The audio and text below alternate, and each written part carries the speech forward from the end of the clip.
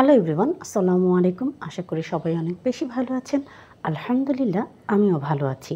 আজকে আপনাদের সাথে শেয়ার করতে যাচ্ছি খুবই টেস্টি একটি টি টাইম স্ন্যাক্স। তাহলে কথা না বাড়িয়ে শুরু করছি।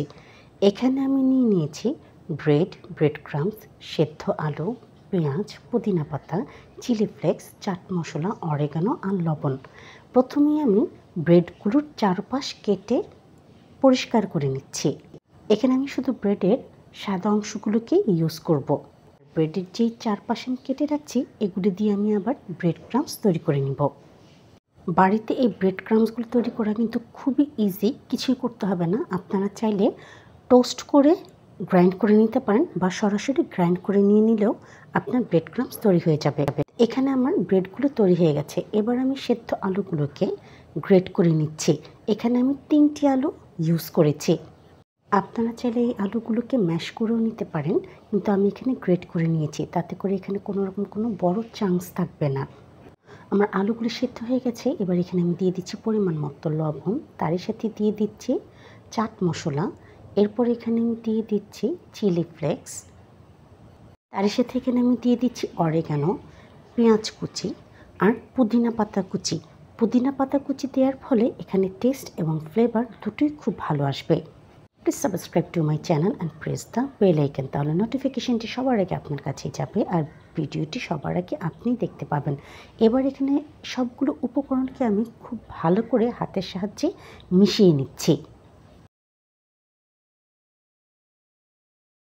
আমার মিশ্রণটি কিন্তু তৈরি হয়ে গেছে। এবার এগুলোকে আমি স্টাফিং করে নিব। আলুর এই স্টাফিংগুলো আমি একটি ব্রেডের উপরে খুব ভালো করে দিয়ে দিচ্ছি, আর তারপরে অন্য একটি ব্রেড দিয়ে স্যান্ডউইচের মতো ইনটেক করে দিব। আপনারা অনেকেই আছেন যারা আমার ভিডিও দেখেন কিন্তু কোনোভাবেই সাবস্ক্রাইব করে দিচ্ছেন না আমার ইউটিউব চ্যানেলটিকে। আপনাদের কাছে আমার একটি হাম্বল রিকোয়েস্ট থাকবে, প্লিজ সাবস্ক্রাইব করে দিন আমার ইউটিউব চ্যানেলটিকে।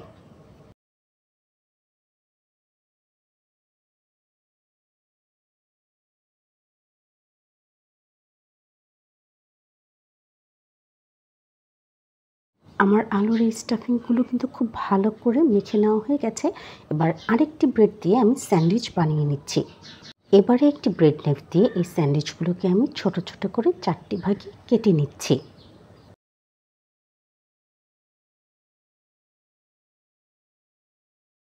দেখতেই পাচ্ছেন দর্শক, আমি ছোট করে কেটে নিয়েছি। আপনারা চাইলে 2 পিস করে নিতে পারেন। এবার এখানে আমি স্লারিটা তৈরি করে নিচ্ছি, আর এই স্লারির মধ্যে আমি দিয়েছি লবণ, শুকনো মরিচের গুঁড়ো। অল্প অল্প পানি দিয়ে খুব ভালো করে একটি পাতলা ব্যাটার তৈরি করে নিব। এবারে ব্রেডের স্লাইসগুলোকে আমি এই স্লারির মধ্যে ডিপ করে নিয়ে তারপরেই আমি ব্রেড ক্রাম্বসের সাহায্যে কোট করে নিব। এই কাজটি একটু ধীরে ধীরে করতে হবে। যখন আপনারা এই স্যান্ডউইচগুলোকে ব্রেড ক্রাম্বসে কোট করবেন, অবশ্যই লেফট হ্যান্ড দিয়ে করবেন। যদি রাইট হ্যান্ড দিয়ে আপনারা কোট করতে যান, তাহলে সেই হাতে লাগা ব্যাটারগুলো ব্রেড ক্রাম্বসের মধ্যে পড়ে ব্রেড ক্রাম্বসগুলো দলা দলা পাকিয়ে যাবে। আমার পাকোড়াগুলো কিন্তু তৈরি হয়ে গেছে। এবার আমি ভেজে নেব। এখানে আমি শ্যালো ফ্রাই করব, তাই এখানে দিয়ে দিয়েছি পরিমাণ মতো তেল। আর তেল যখন পুরোপুরি গরম হয়ে গেছে, তখনই এর মধ্যে আমি দিয়ে দিচ্ছি এই ব্রেড পাকোড়াগুলোকে। এই ব্রেড পাকোড়াগুলো কিন্তু ভেজে নিতে খুব বেশি সময় লাগবে না, 3 থেকে 4 মিনিটের মধ্যেই খুব সুন্দর করে ভাজা হয়ে যাবে। তবে হ্যাঁ, এখানে এনশিওর করতে হবে একটি সাইড যখন পুরোপুরিভাবে ভাজা হয়ে যাবে, তখনই অপর সাইডটি উল্টে দিতে হবে। আমি এখানে একটি ব্যাচে পাকোড়া ভেজে নিয়েছিলাম 8টি করে। এখানে মোট পাকোড়া ছিল 16 পিস। দেখতেই পাচ্ছেন দর্শক, খুব সুন্দর করে একটি সাইড ভাজা হয়ে গেছে। তখনই আমি উল্টে দিচ্ছি পরের সাইড ভাজা হওয়ার জন্য। আপনারা এই পাকোড়াগুলোকে খেতে পারেন টি টাইম স্ন্যাক্স হিসেবে, বা বাচ্চাদেরকে স্কুলের টিফিন হিসেবেও দিয়ে দিতে পারেন। যেহেতু খুবই মুখরোচকর একটি খাবার, বাচ্চারা খুব পছন্দ করে খাবে। Please to like, comment, share more and more. তাতে করে আমি অনেক বেশি মোটিভেট হয়ে যাই, আমার ভিডিও বানানোর আগ্রহটা অনেক বেশি বেড়ে যায়। আর সেই ভিডিওগুলোকে আমি আপনাদের সাথে শেয়ারও করতে পারি, কারণ এই ভিডিওগুলো আমি আপনাদের জন্যই তৈরি করে থাকি। আর এখানে দেখুন, কথা বলতে বলতে আমার পাকোড়াগুলো খুব ভালো করে ভাজাও হয়ে গেছে। দেখতেই পাচ্ছেন দর্শক, কি সুন্দর লাগছে দেখতে। আর আলহামদুলিল্লাহ, এর টেস্ট ছিল অসাধারণ। আপনারা একবারের জন্য হলেও অবশ্যই বাসায় ট্রাই করে দেখবেন।